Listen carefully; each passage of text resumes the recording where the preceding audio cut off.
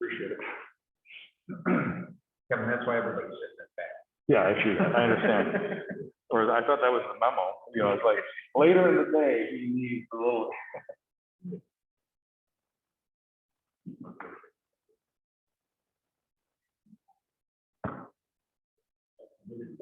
Yeah, it must be.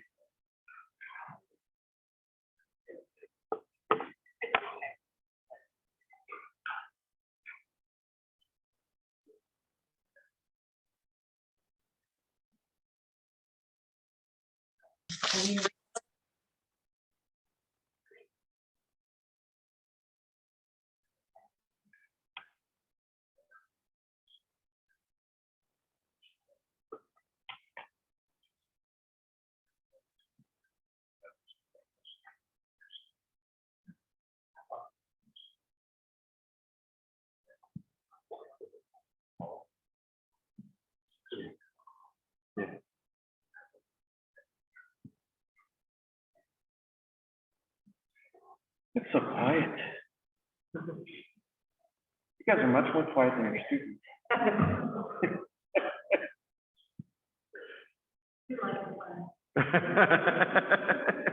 Without our students.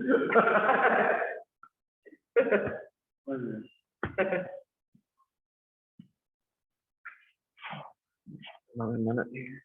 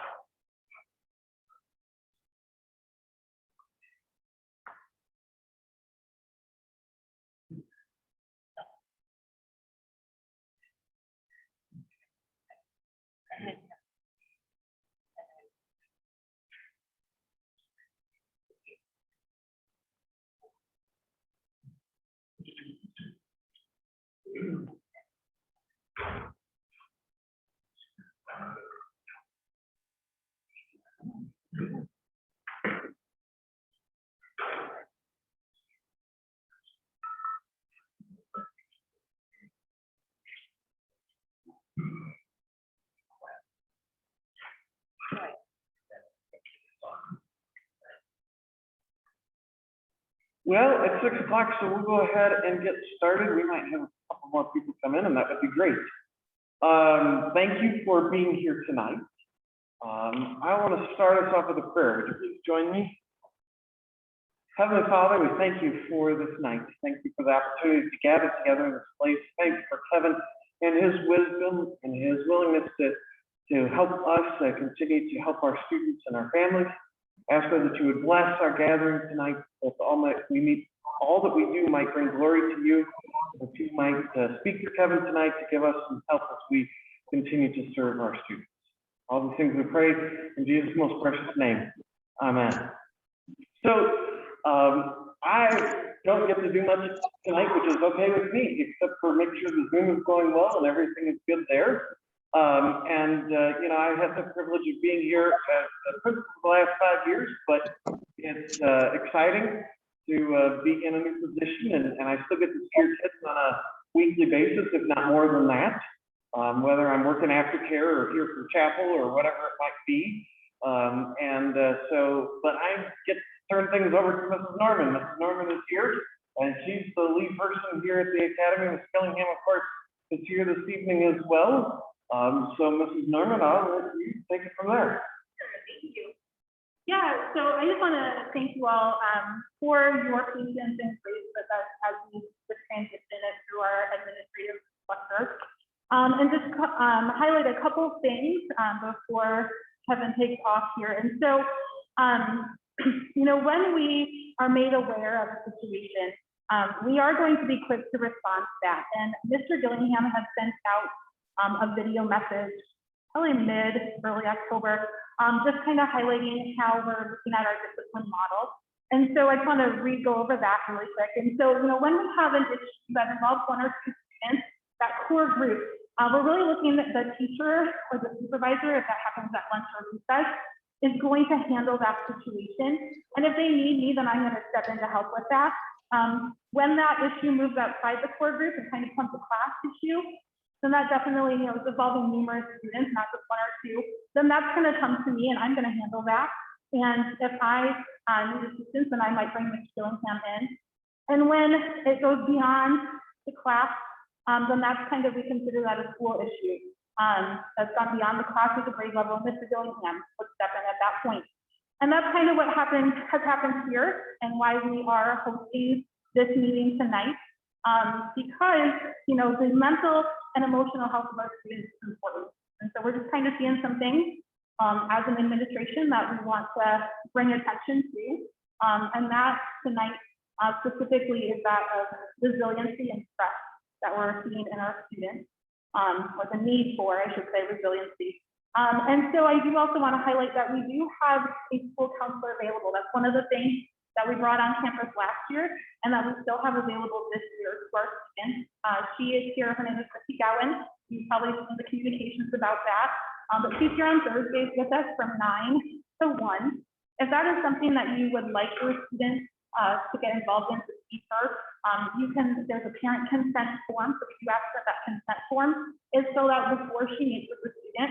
We also have a referral form that can be filled out by our staff and teachers that also can go home because maybe there's some things that aren't happening here at school, but that are going on at home that you would like her to start working through with your children.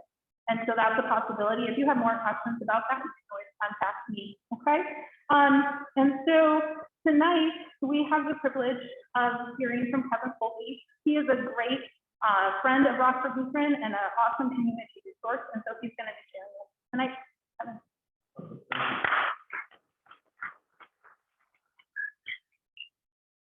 So I'm going to try to do this without another microphone because we have one for students. So am I loud enough for you guys back there?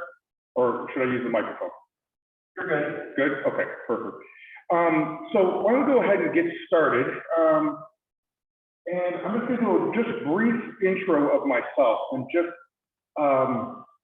in some ways, some of the things that you see on the screen may give you a little bit of idea of where some of these ideas are coming from that I'm going to try to present to you tonight.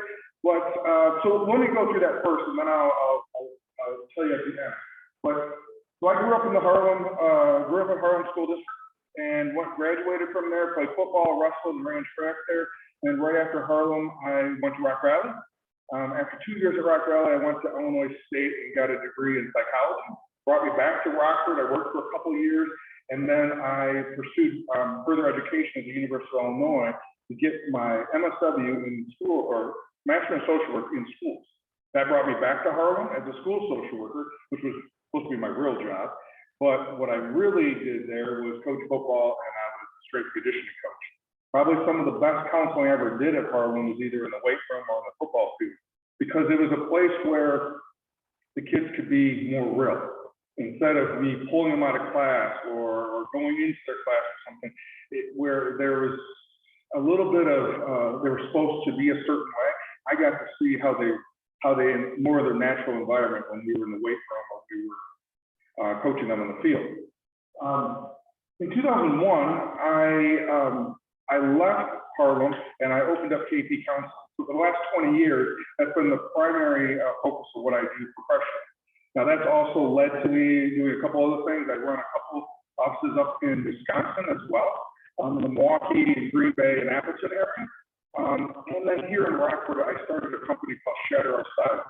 Shatter Our Silence is a nonprofit that primarily focuses on raising awareness of the factors that lead to young adult suicide.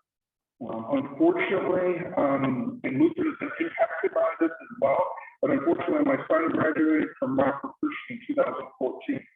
In his class of 100, 3 of his classmates died from suicide in a matter of 3 years. And in response to that is where SOS came from. I never would have thought 5 years ago, when I started there 6 years ago, when the last death happened, that I'd be spending the majority of my talks on suicide. But that has of what's happened. And when schools unfortunately have a tragedy, I try to be a resource to help in what we refer to as postvention. The last line up there, though, is equally, if not more important than all the above. I've been fortunate to be with my wife for the last 29 years. That means she's tolerated me for 29 years. And we have 2 young adult children, which leads into the parenting about tonight. My son is 25 years old. He's my college athlete. He played football in college, and as well as obviously in high school and middle school. And he then started studying social work. And he finished his degree in social work. He used to work at Lutheran for a time period at the middle school and high school. And then he now, since graduation, is at KP. He's during the day, he works, or in the morning, he works at Rockford Middle School with one of our contracts, similar to what we do at the high school and middle school for you guys. And then at night, he comes back over to KP and works over there. So about 20 hours a week. And then my daughter, she's my performing artist. She's 23, she's up in Milwaukee right now, and she studies, besides studying the arts, she also is studying social work, and she'll be finishing her master's from Aurora University in August. So I get the best of both worlds. My wife being an artist, we got the art with my daughter, and my son does printmaking, and then I get the athletic world with my son. So I get to watch football and hockey with him, and then they try to help me be a little bit more cultured with the art. So this last 18 months, if you guys didn't notice, has been pretty difficult. I would have never guessed 18 months ago that, well, we'd be sitting here 18 months later. I would have never guessed that I didn't know this, let alone know how to operate. And now it's a part of my everyday life. Let me ask you, this is where I need you guys to kind of give me a little bit of your perspective and input. Why has the last 18 months been difficult for you? As a parent, as a person, as a husband, as a wife, why has the last 18 months been difficult for you? The difficulty my family has faced was teaching at home. Okay. Yeah. But I have to say, I think the family time outweighs that. Okay, all right, yep. So when the hybrid part, right, happened, or the remote learning happened, that became difficult, managing schedules.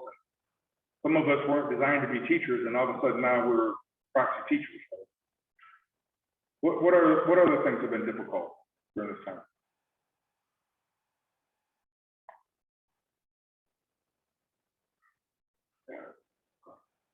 I didn't have a problem with it. I'm a germaphobe, and I work on it to take walks, but I know most people have positive. Okay. I heard that from time to time, and not really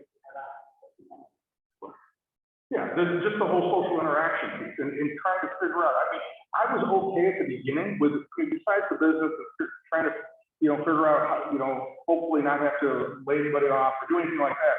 But I didn't realize how much I didn't like someone messing with what I like to do. I didn't think I was that attached to going out to restaurants until I was told that I couldn't. And then all of a sudden, as Diane knows and experiences, I pout really loud. And just the fact that I couldn't really made it a big deal. And I don't know if anyone else experienced that. This idea that parenting, for the given reasons that we talked about, how are we going to help our children socialize? How far behind are they going to get academically? What's it going to be like when we go back? Different viewpoints on parenting as we navigate this time has also been some of the things that we've heard.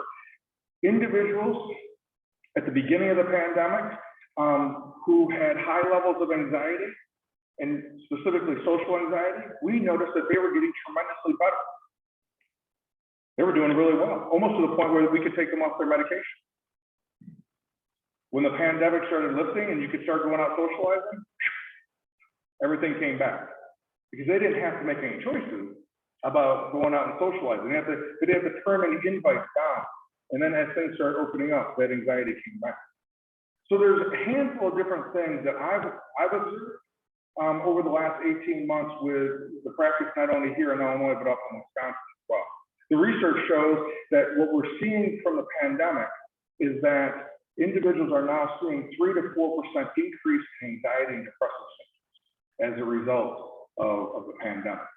That students, or specifically 18-year-olds and 29-year-olds have been the population that's been most affected. And individuals who do not have a high school diploma have been even most affected out of that age. So we don't know for sure yet why that is, but there's been a lot of other things just besides COVID and the pandemic that's been going on the last year and a half as well. So parenting's hard enough anyways. I don't know if you guys got a manual, Frank. I remember when my wife was pregnant with Caleb, that I would read books. Yes, I was a psychology major. Yes, I was a social worker, but I would read about how to prepare for it. Not one of them helped. Not one helped. Actually, I don't even remember if I remembered anything from them, but it surely didn't help me with the idea of when he would wake up at 3 o'clock in the morning, or when we started venturing into would I allow someone to babysit, or later when he started going to school, how are we going to navigate through that next piece? And then when they started having some of those struggles that sometimes kids have, either health-wise or learning-wise, my daughter struggled with anxiety and panic, similar to her father. And my son struggled with, of course, you would think as a social worker, I would fix this up, but he didn't start speaking, well, English, didn't start speaking English until he was 3 and a half. I clearly knew what he wanted all the time. I understood completely what he wanted. He was able to communicate with us, it just wasn't English. We had a speech delay. Later, we found out that speech delay led to a learning problem. That learning problem, later, when we had him tested, we found out was a learning disability and dyslexia. That put a whole different spin on things and how I was going to help parent him through his grade school, middle school, and then high school years. And then with my daughter, with some of the anxiety that she had, that impacted her gastrointestinal system. And if she felt certain pains, because I was the one who drove her to school in the morning, there was probably over half of those drives between 1st grade and 5th grade that she was in tears. So some of the things that we're going to talk about are some of the things that I've observed through my own experience, some of the things that I've researched, some of the things that I've observed clinically as well. So I can stop talking for a moment. I want to watch this video. Now, this video was made a few years ago. You'll notice that the video was made pre-2020.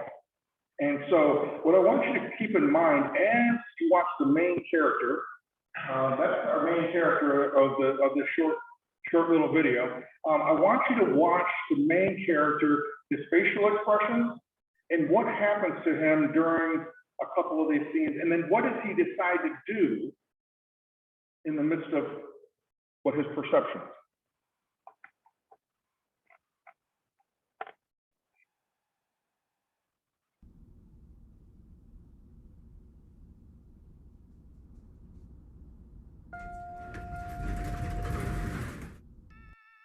I think our audio's off.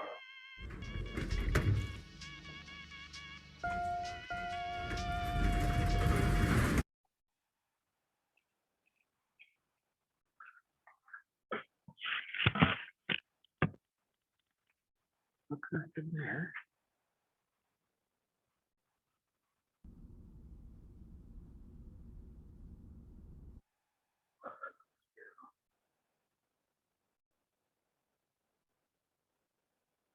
Sometimes when it,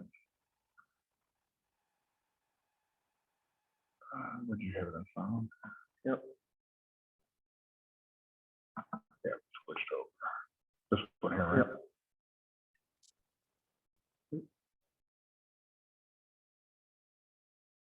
That one, right? Video. Oh. keeps on knocking it down. Huh. All right, so, what can I do here? I'm not sure if this is the issue or not, but let's try. No. What is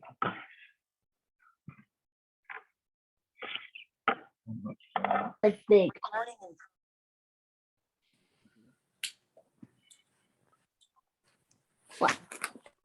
What does it say? Recording in progress.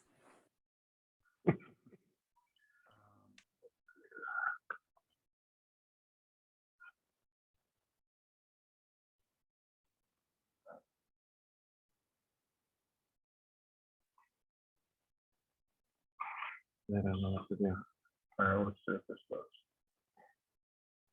Let's see if that.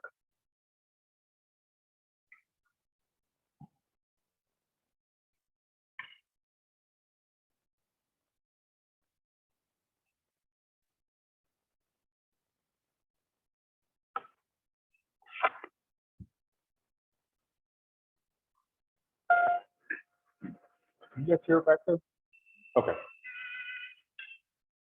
Besides the background music, it's going to be a silent zone.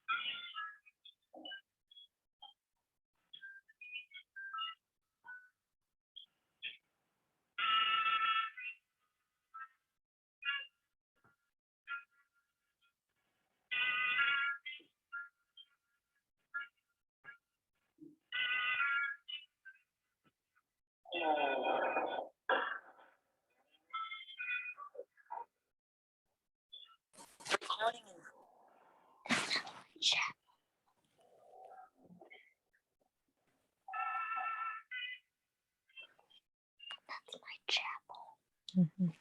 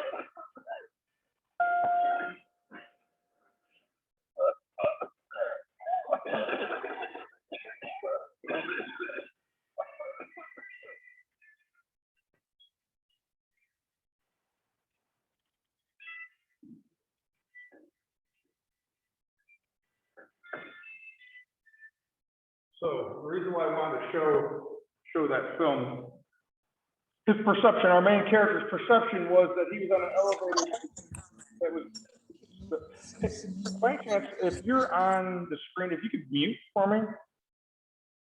Thank you. That The concern is that there was going to be too many people on the elevator, and then with the gentleman that had the Illinois shirt on, that this was going to tip over in his threat that something bad was going to happen. His natural, what we refer to as autonomic nervous system, was to either fight or flee. He did. He flees out of the elevator, thinking that he now had done the right thing. He jumped into another elevator, but to find out, well, you're gonna have the swine flu. Was it a good choice? Was it a bad choice? Does it matter? Or maybe the point is, when we perceive that we're being threatened, what do we do? Do we start calculating things? Do we try to escape something and then find ourselves in a worse situation? Or do we step back? So on the screen, I want to, and this is no matter who we are, no matter how much education we have, no matter how much experience we have, our human bodies respond with autonomic nervous system. The part of our main character that wanted to flee the elevator when he felt threatened was the sympathetic part of the nervous system, producing adrenaline and cortisol to help him escape that threat. So that was the main thing, that it's to survive. It is for him to be able, or for her to be able to remove themselves or somehow fight whatever's causing that threat. Another part of our body that also activates to help us survive is the parasympathetic nervous system, rest and digest. The problem is that this was really designed, when God designed us, he was designed us for survival out in the wilderness. If a lion was chasing or a wolf was chasing or something like that. And today in 2021, most of us are not being chased by lions or wolves. Most of our threats are like our friend here. It's usually our perception that something is going to threaten us. Now, does that mean there could be something that might happen and then we have to get out of the way or move our car or do something? Yes, that may happen, and our body's going to respond correctly to do that. But the majority of the stressors that we experience on a day-to-day basis are usually lies somewhere in our perception between our ears. Chemicals in our body being produced, because our body doesn't care if it's a physical threat or if it's a mental or emotional threat. Our body responds the same exact way, producing adrenaline and cortisol.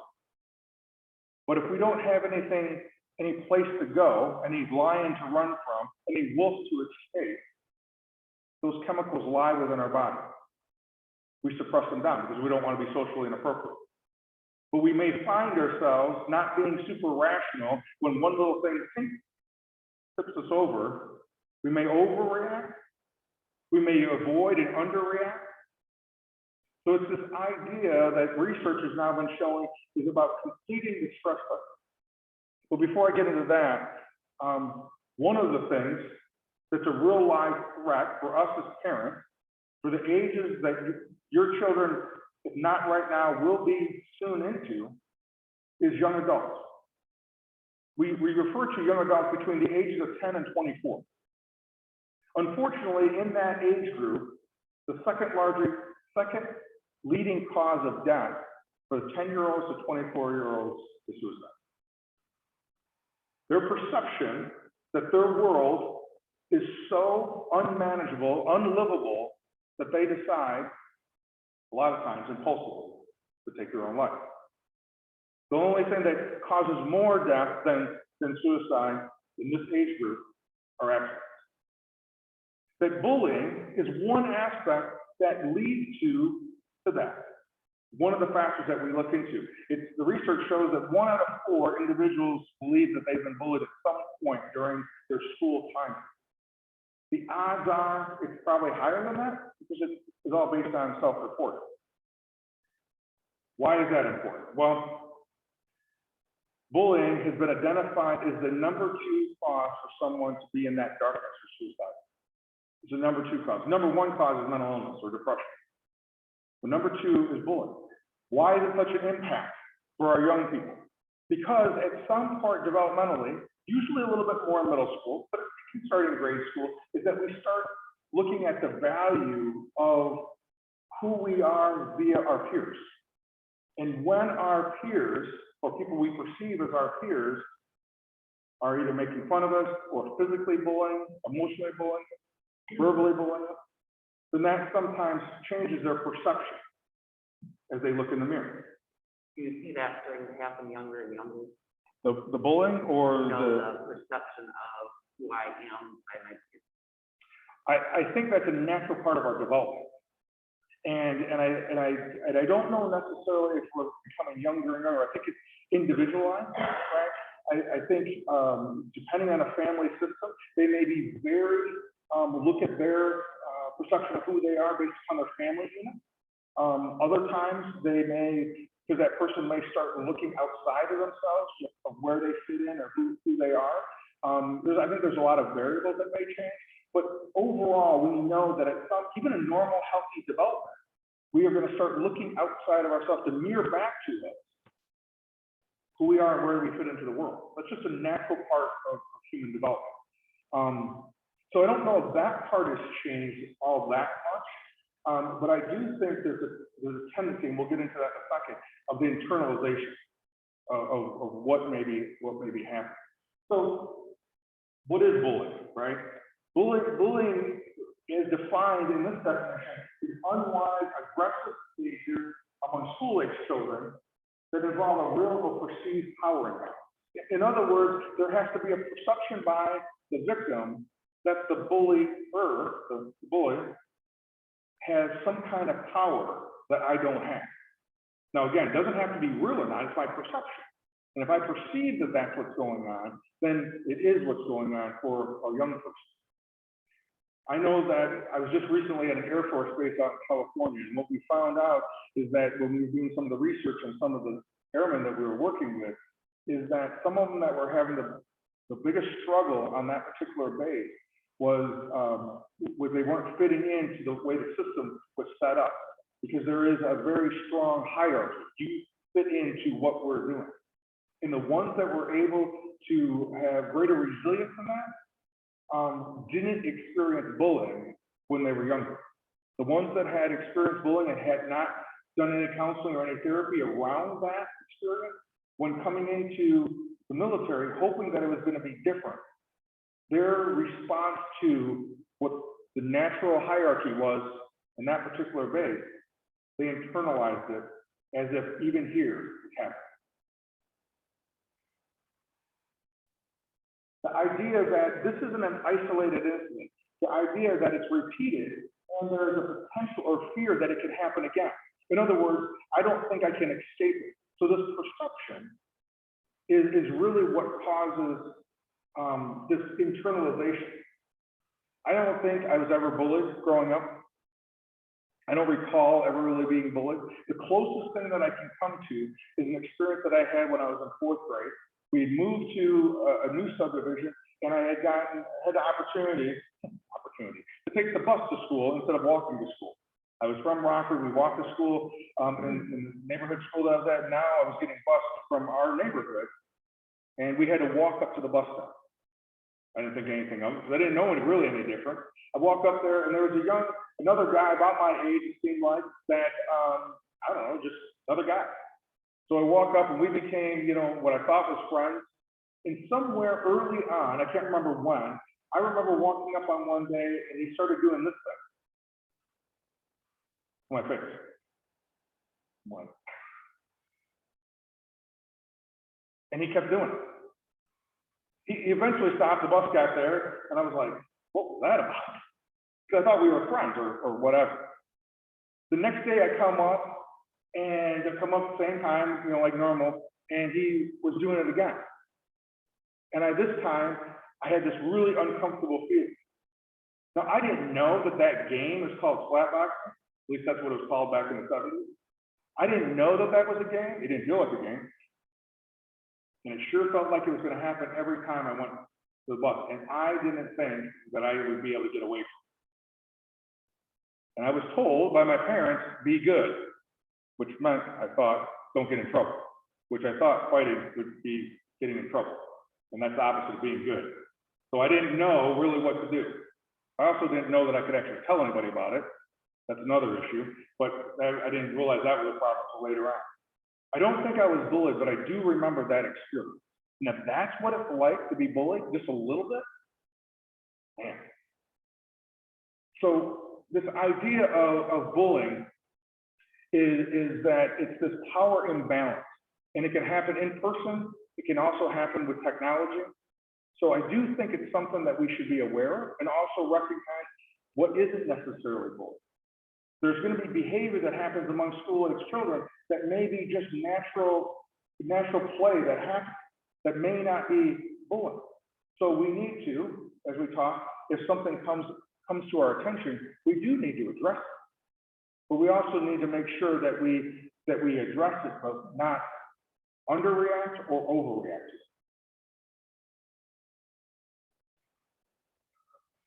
So going back to the stress cycle. The normal response to the stress cycle is we become alarmed when there's a threat, regardless if it's a bully or a wolf, or thinking that something's going to happen with my boss. That we're going to have a resistance to whatever that threat is, and I'm either going to respond with the idea that I should escape it, or I should fight.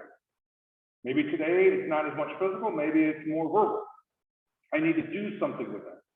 But is that the right thing to do? Maybe I don't think so, I suppress it. And if I do that on a regular basis, where do those chemicals go? And our bodies get exhausted, and that's what we refer to as what could lead to burnout. So this idea of needing to complete the stress cycle is the work that these two twins did, Amelia and Emily Nagasaki. And if you look their research up on, it's called On Burnout, Completing the Stress Cycle. And essentially what they're talking about is that how do we complete that stress cycle? How do we give ourselves an opportunity to have the same experience that we would have if it was a lion that we were running from or a wolf we were running from, and that when we escaped it, and then we would tell a story about it, or do whatever we would talk about what happened. Unfortunately, right now, our mode of thinking is that we think that if we have a stressful day, I'm going to go home and relax, that somehow is going to fix it, without honoring our bodies by doing something with it. Their research points out that we should do at least one of these 6 things. And there's a lot of other things that we can do, but their research shows that if we do one or more of these 6 things, such as physical activity, or something creative, making something, or laughter, or crying, or some type of physical affection, or just doing deep breathing exercises, if we do something to honor what our bodies just went through, then we can set ourselves up to go into that state of relaxing and watching Dance with the Stars or whatever we do. So the idea is to make sure that we learn how to actually honor our own bodies. If we do that for ourselves, we can then model that for our children. So I want to jump into 4 different types of parenting styles. I think there's a continuum on each one of these parenting styles, right? Most of us are going to fall into one of those categories, right? The first one is the authoritarian parenting style. In other words, I'm the boss. My partner may think I'm the dictator. My highway, I brought you into the world. If you keep it up, you will be removed. I know that's harsh. It's probably not really how you do it. But it is my rules, my house. This is how it's going to go. Non-negotiable. That's authoritarian. Authoritative or democratic is that there's clear guidelines and expectations, but mistakes are seen as opportunities for growth and development. We have permissive, which are warm and nurturing, but there's minimum rules or expectations. They're taking more of a passive role. Maybe they don't want the conflict. Maybe they don't want to make a mistake. And then we have parents that are uninvolved. Now, we don't want to think of uninvolved parents as a negligent parent. This isn't a DCFS call that I'm referring to. This is a parent that isn't just involved. Maybe they're too involved with work. Maybe they're too involved with other activities. So they make sure the necessities are taken care of, but they may not emotionally or mentally be present with their children. Most of us are going to fall in one of those four categories. Mentally, I just want you to think, where might I fall in? You don't have to say anything. Where would I like to be?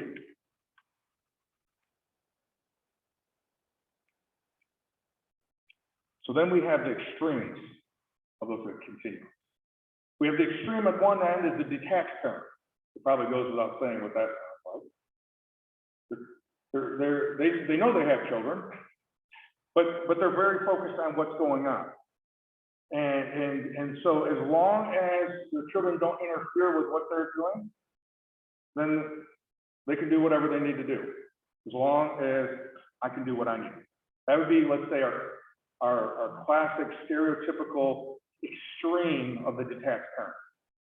Now, if they get a phone call from the school, they may be extremely upset because it interferes with what they want to do.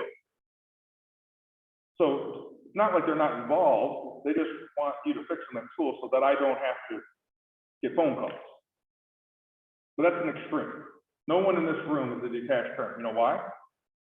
You're here. Okay. None of you would be here if you were a detached parent. We know that for sure isn't anybody in this room. Okay. The other extreme is the smothering parent. Mostly because they want to make sure they're not the detached parents. They're highly motivated not to be the detached parent. Maybe highly motivated by fear and guilt.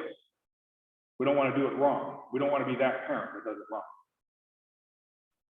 You guys are going to laugh at these. Again, no one in this room is any of these because you're here. If you were one of the extremes, you would go, I don't want to hear anything I don't want to hear. So here are two stereotypical types of smothering parents. I found out that there is even a more intense type of parent than a helicopter parent. But let's talk about the helicopter parent first. The helicopter parent is a parent who takes an overprotective or excessive interest in the life of their child or children. They're very, very involved. Unfortunately, what research has shown is that they're not doing a very good job of preparing their children for college. They may have excellent grades, but as soon as they go off on their own, they're lost. And one of two things happens when they're lost. Their anxiety goes through the roof, or they may be very attracted to all the opportunities that they have now that they didn't have with their helicopter parents prior to. Again, nobody in this room, you wouldn't be here.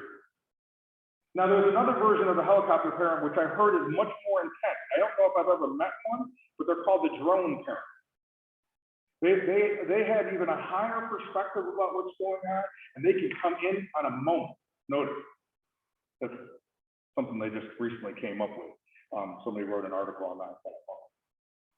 The lawnmower parent is similar to the helicopter parent, but they want to make sure that they do whatever they can at any length necessary to prevent their child from having to face any type of adversity or potential failure or anything that makes them uncomfortable at all. They're literally going to snowplow or lawn mow anything out of the way. But instead of preparing children for challenges, they mow those obstacles down so kids won't experience them in the first place. My guess is, I know I've fallen into that trap. I know that I fell into that trap. I remember when Caleb first started walking, it hurt me to watch him fall. I recognize that falling is part of the experience of walking. We all know this, right? We all have, our children are way beyond that walking stage. If I was back on top of things, and remember, I was the parent that didn't recognize that Caleb wasn't speaking, but I knew everything that Caleb needed or wanted. I might have been a little close. I thought I was helping him. What I was really doing was trying to lower my own anxiety about being a bad parent. No one ever said I was a bad parent, but I had a pretty high bar on myself. But this is what I want to invite you into. Regardless if you're as old as me and you remember those parenting books that came out in the 70s and 80s and 90s, or you now can get your information on social or on media, on the internet. I think parenting is an art form than it is a science. Science can maybe guide us with some things, but to parent is more of an art. I have 2 children, and I know they came from the same mom and had the same dad, but they have some similarities. Obviously, I mentioned what they do for a living and what they're interested in, but raising them, completely different. My daughter is completely me, raised by my wife. My son is completely my wife, and I was the primary parental involvement. I learned a lot by parenting Caleb on how to interact with my wife. The art of parenting.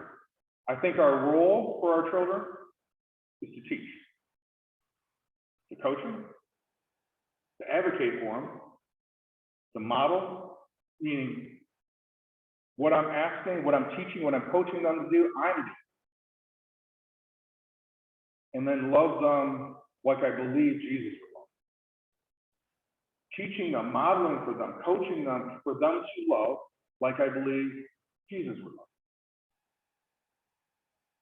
What does that mean? Well, we could plug it in many different areas. Love thy neighbor. That whole part about anybody can love their friends, but to love your enemies. Now that's the stretch. Or what does it actually mean to be that friend that Jesus modeled for us as he was working with his disciples? Or sometimes that we have to be direct and firm, but we don't have to hold on to energy that led to us having a discipline. I think that was part of the model that we can look into and continue to utilize to help us in this uncharted territory called parenting. I believe this with 100% of my being. With 100% of my being, I believe this for me, which then must then be true for my children. Regardless if they were young, grade school age, or now that they're young adults, one married and the other one in relationship as she finished up graduate. I believe this for all of us, that growth only comes from resistance and the obstacle. It only comes through resistance and obstacle. I started lifting weights when I was 11 years old to get ready for football. Later, I got into bodybuilding and all these types of things. It makes sense that if you want to get stronger, you got to add more resistance. That's the only way you can get stronger. If you want to get faster, you got to practice running. Maybe that's what my math teacher was trying to get me to do. I just resisted that. I didn't like math. It didn't come easy to me. It was hard. That was a threat, so I tried to avoid. Stop taking math when I was a sophomore. That's why I became a psych major and a social worker, so I could avoid that. The reality is that regardless if it's mental or emotional or spiritual or physical, the obstacles, the resistance is where the opportunity for growth comes. This idea of grit. Grit is the perseverance combined with the passion for something. The combination of something that we're passionate about and something that we have to persevere through is what gives us this thing called grit. Now, we may not be asking our 3rd or 4th or 5th grader to have grit like we would as an adult, but we can very much model that for our children, that we can model for them what is grit. You're here tonight. That means you're passionate about being a good parent. And sometimes we have to work through struggles, doing things, maybe stretching us, doing things a little bit different, a little bit more innovative. Sometimes we gotta take on challenges as virtual learning, right? And navigate how are we going to do this and still work, or sometimes work while we're doing virtual learning. That we know that with grit, that's a greater indicator for success than IQ or talent. I learned this when I was coaching at Harlow, that I would see young men coming up that were phenomenal athletes in 7th and 8th grade. We would just, our eyes would get dazed over with the possibilities of who they would be by the time they were at varsity level. They were so talented when they were in middle school that they never had to learn work ethic. They never had to learn how to train. They could just get away with it. And then as other athletes would catch up to them because of hard work, but lacking their natural talent as a guy who was a superstar in high school, sometimes they became disillusioned and dropped out before they even made their varsity year. And many of them who were superstars in middle school never went on to play college. My funnest experience that I had coaching when I was coaching at Harlem in 7th grade, I had this little guy, he was a little guy, because he was hiding behind his mother as he came up for the first practice. He hadn't hit his growth spurt yet. I'll get to that in a second. His mom wanted to go out for football.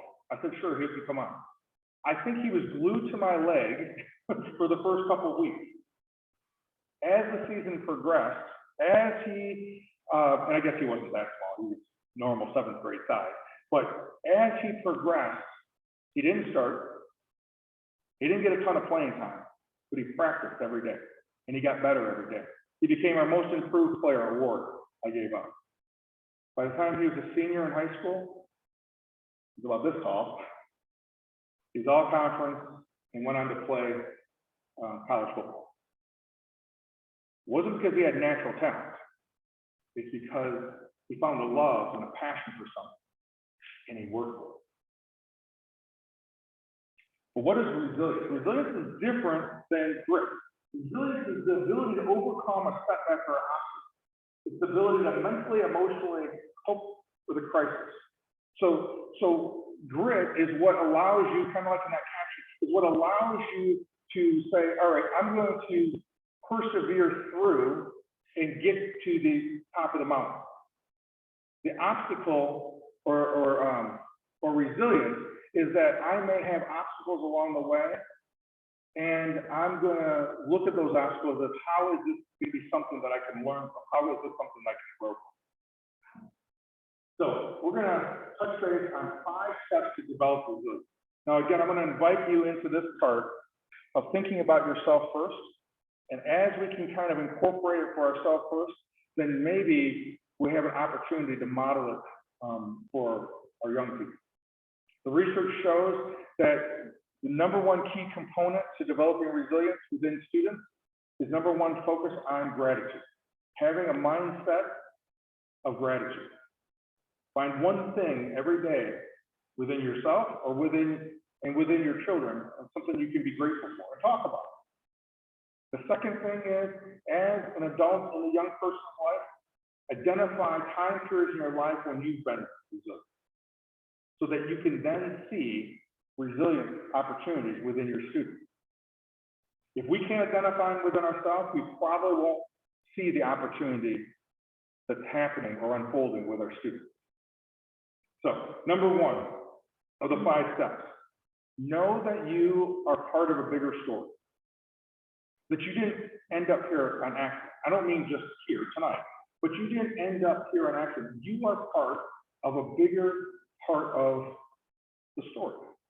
You're a thread in the fabric. I don't believe there's any accident that end up happening, meaning people that were born, conceived, and that they were accidents. I may not know their story, but I do believe, at least in my belief system, that God does. It's for them to discover what that story is. The #2, to do the next ones, you have to do #2. #1, you have to believe that you're part of a bigger story, which allows you, if you believe that in your bones, or at least you believe in your bones, the possibility that I might be part of something bigger than myself, I will be willing to face the obstacles that will come. And I have to practice self-care. And I say practice self-care because there's nothing easy about self-care.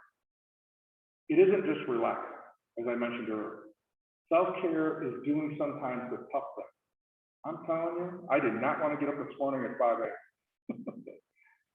Alarm goes off, I did not want to get up. Even after I got up, I didn't want to be up. I was doing that whole thing in my head. Now, I mentioned I started lifting weights at 11. You would think at my age, somehow it get easier. Nope, not at 5 a.m. it doesn't get easier. I did not want to get downstairs and work out. But I knew that I had 2 presentations today and a bunch of meetings today. And it'd be better if I did. At least that's what I was telling myself. So I went downstairs. At some point on that stationary bike, I stopped trying to convince myself not to be on it, and I just finished working out. What can you do with self-care? Because it's not going to be easy. You have to look at the physical component, and you have to look at the mental component. The physical part is making sure that you get adequate sleep, which would be challenged if you're getting up at 5 and you're going to bed late. That wasn't why I was tired. It was tired for other reasons. That I choose to be mindful of what I'm putting into my body and what I'm not putting into my body. Making sure that I'm hydrated and making sure of regular exercise. My normal workouts are in the morning. That's when I'm scheduled because there's less likely for something to interfere in the morning.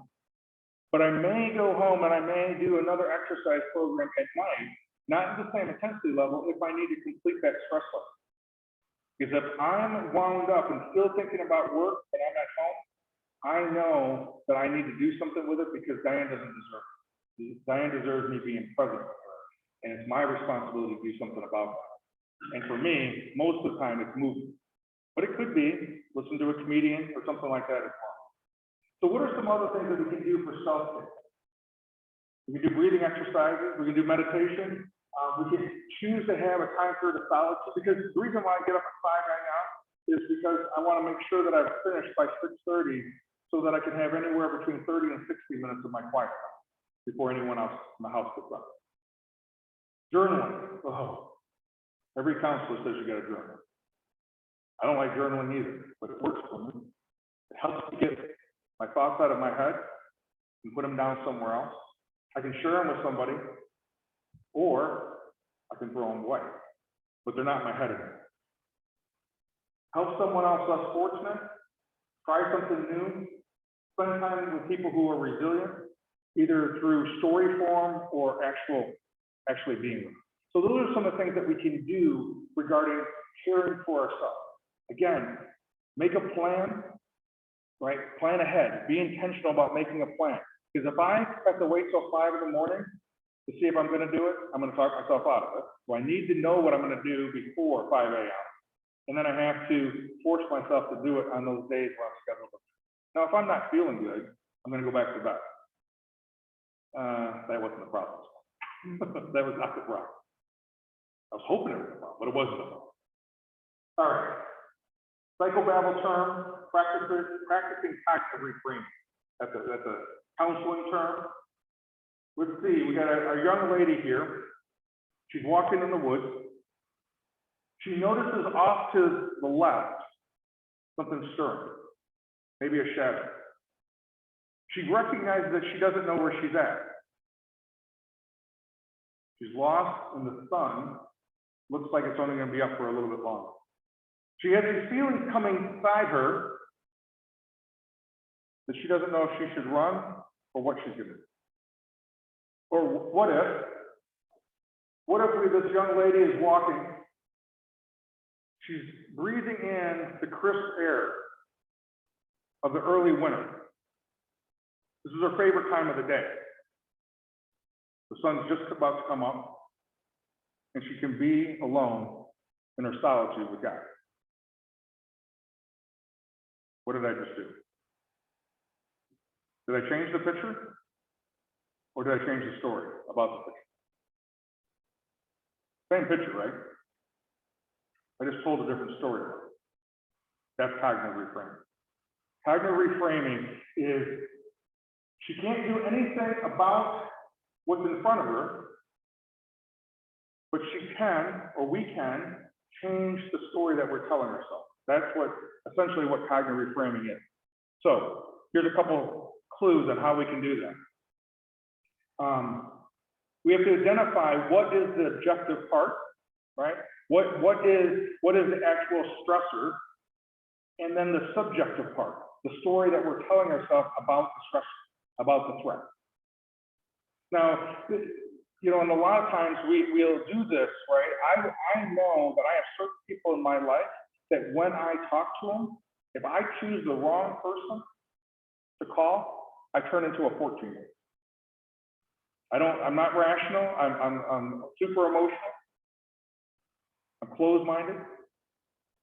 But if I call the right person, which is a choice that I can, that's the subjective part, that when I'm talking to him, that all of a sudden, I'm wanting to be a better person. I'm wanting to see this from a different perspective.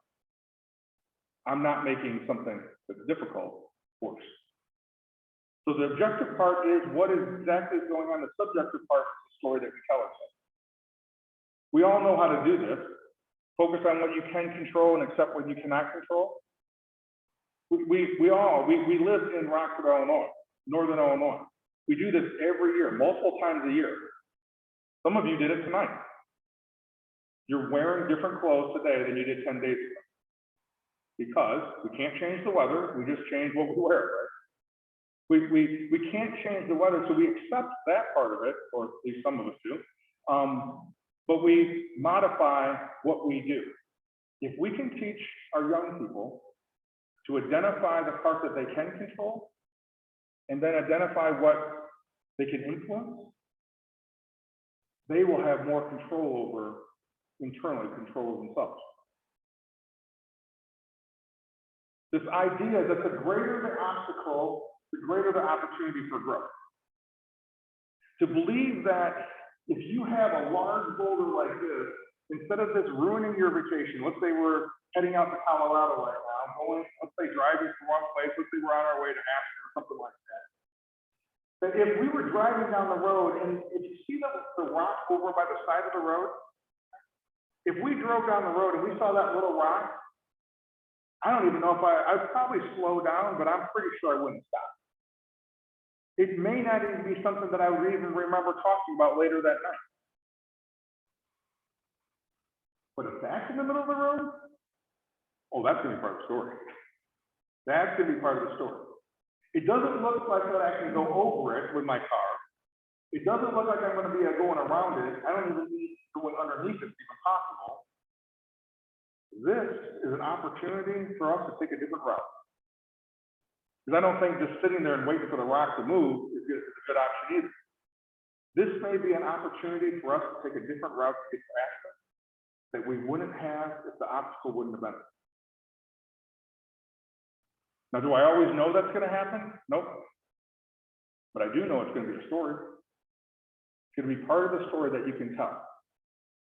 And it doesn't have to ruin my trip.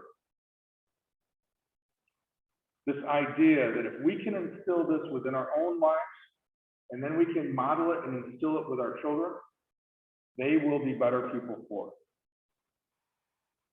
If our children can learn that mistakes are not bad, that it's okay to make mistakes, that the most crucial thing about making mistakes is that we have an opportunity to learn about it. It's okay. Now, well, wait a second, you're telling me that every mistake's okay? Every mistake, according to what I've been taught spiritually, can eventually be okay. Yes, there are things that could happen that are bad. Yep, and we don't want our student or child to make those choices. That's true.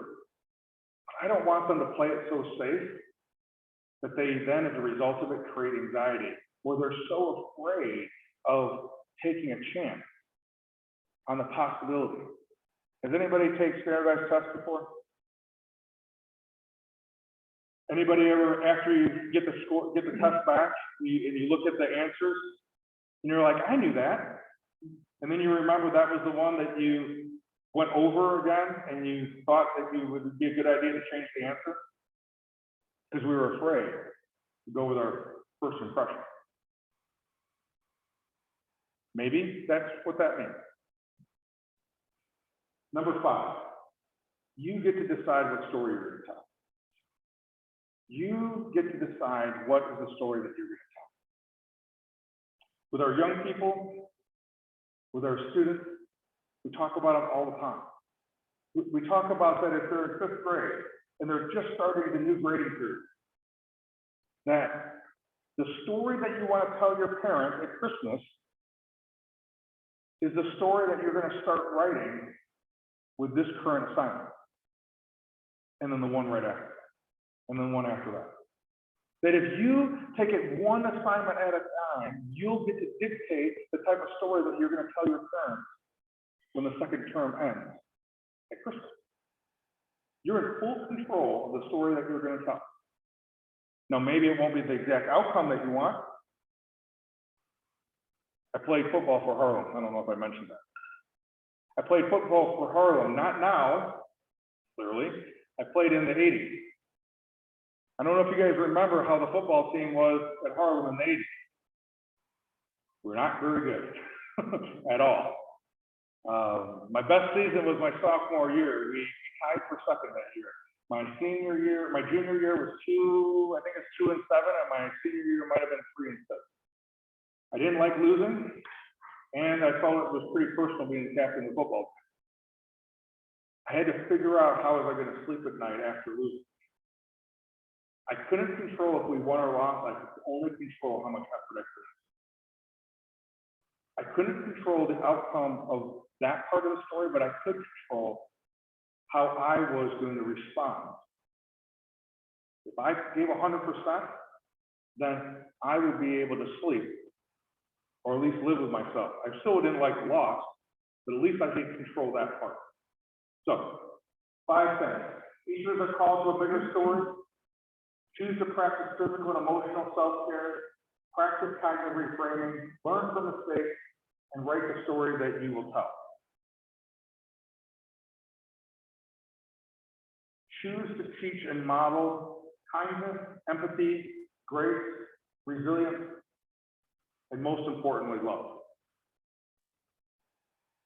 I haven't found the actual manual about what is love, because I think it's a part of that thing of an experience, that love is an experience. But I think it has something to do with kindness and having empathy, giving grace, and being resilient. Because we never know what someone's going through, so we should choose to be kind, always. So I have one last thing that I want to share with you, this video. And as you watch this video, I want you to watch these young people as they run. I want you to watch one in particular young boy who had great aspirations. Well, watch what happens. Watch him, watch the other runners, and then watch the parents.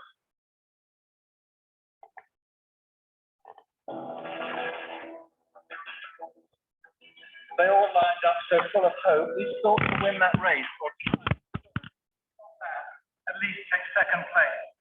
The fathers watched from off the side, each cheering for his son, and each boy hoped to show his dad that he could be the one.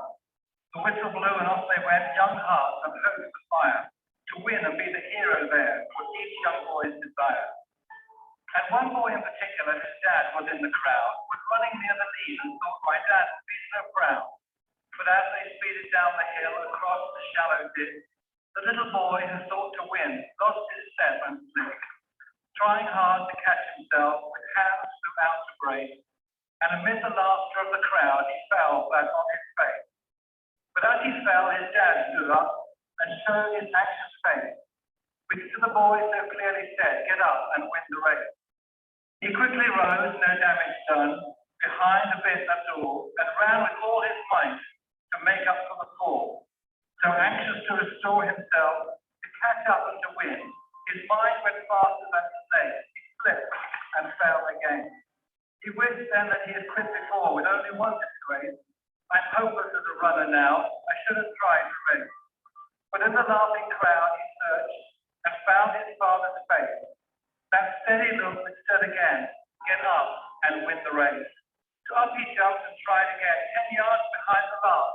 If I'm going to win those yards, he thought, I've got to move real fast. Exerting everything he had, he regained 8 or 10, but trying hard to catch the lead, he slipped and fell again.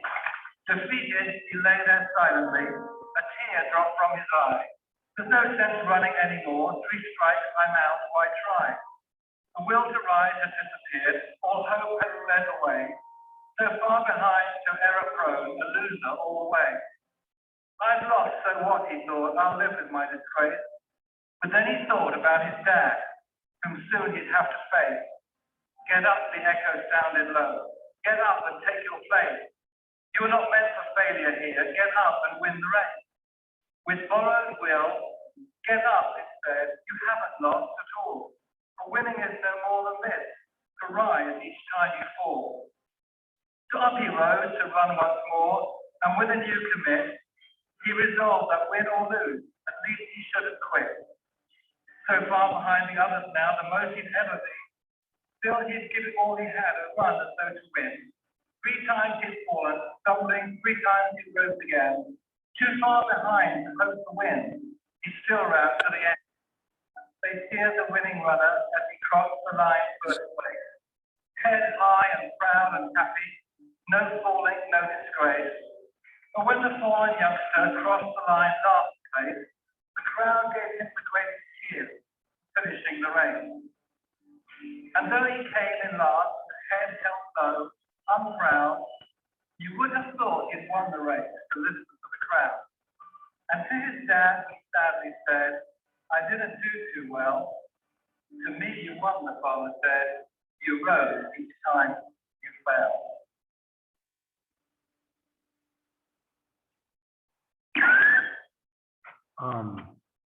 I think that there's multiple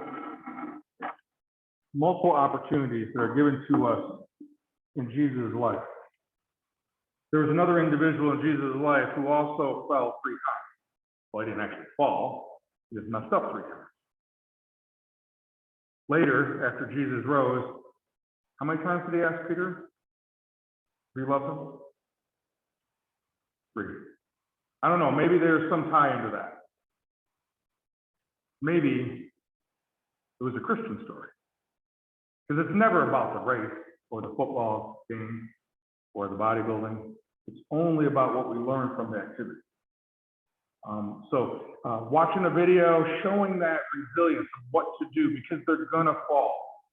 Well, at least if they're stretching out of their comfort zone. I hope they fall. Because it's part of the learning, part of the growing, part of the development. If they play it so safe that they don't fall, who wants to play to be the best, maybe average? No, we have to stretch. We have to allow them to stretch. We have to encourage that it's okay. Not about winning, it's about rising every time you fall.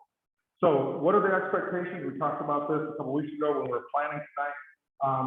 One of them was the increased communication, that there's a possibility of doing other types of workshops like this. When I first started preparing for this, all the things we talked about, I thought that we're already 10 minutes over. You guys are very fortunate that I cut out the other 50 slides that I had for tonight. I had somewhere I was like, oh, Kevin, you got to figure something out. we got to cut some stuff back. So we have a couple other opportunities, potential opportunities where we can go a deeper dive into bullying and what that looks like, or a deeper dive into empathy and what that may look like, or a deeper dive into managing stress, what that looks like. So we'll talk about that. We don't know for sure where that's going to go. It just depends on what the interest level is. But what do you? This is where I need some feedback again, and I only have this and one last slide. What do you want Lutheran Academy to do more of in the future? What would be helpful for you as the parents that came tonight to share or to be part of this experience? What would be helpful? He's got a piece of paper out and he's got a pen. Something that I think would be helpful for the kids, more so than the parents, would be, and I think we have to do this at home as well, but teach them some of the breathing exercises, calm themselves down, switch their way of thinking. And again, I'm not saying this has to be an all school thing, but I think we have to be partners in it. Yep. So that we're teaching them now how to deal with the anxiety and the stressors rather than always being reactive. I have a son that's been in counseling for years with anxiety, so I understand. Had I understood the anxiety beforehand, maybe I could have helped him deal with that better. than reacting after. Okay, yeah. And you're 100% right. There is no way, even if you're the best snowplow parent in the world, the best lawn mower parent in the world, there's no way that you're going to eliminate all your students' stressors. No. This is impossible. We can teach them how to cope with the stress, which is the response to it. I've had that phone call where, unfortunately, not that my son had taken his life, but that he was planning how to take his life. So I think the world's different today, even than it was for him, if he's 13 years older than my daughter. Because of COVID, because of technology, because of our busy lives. So if we can teach our kids that now by modeling it and maybe having something like this for them, teaching those things, and teaching us parents those things as well, then we're only doing our kids a better, giving them a better opportunity. I agree. Thank you. Your first one? Susan, Thanks. my son came here to Casey. Oh, did you? Okay. Yeah, at one point in time. Okay. I hope we had a good experience. He did. If you didn't. No, he did. Any other thoughts? Or things that Lutheran or Lutheran Academy can do?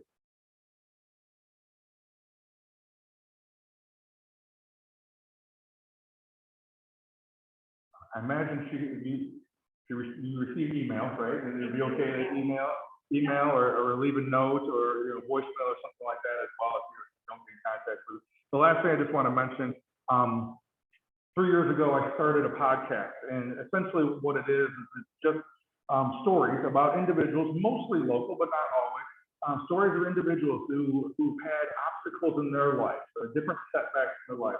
Some of it's mental illness, some of it's suicide or addiction, some of it's changing jobs midstream in their life. But what did they learn from those obstacles, and then how did they transform as a result of those obstacles?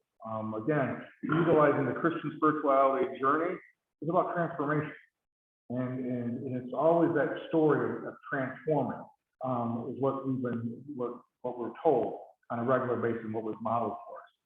If you do have any interest in that, you can go to my website, which is just kevinpolky.com, and all the episodes are on there, as well as some different articles that I've written.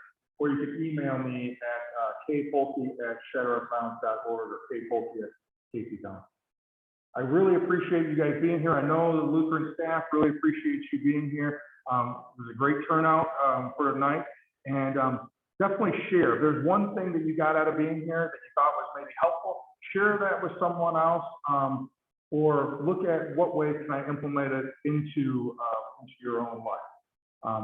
Again, I can be around here for a little bit. If anybody has any questions or wants to talk afterwards, I can be here for a little bit. But thank you again for coming out, and I think we had our first official fall cooler day today. So, all right, again, thank you very much.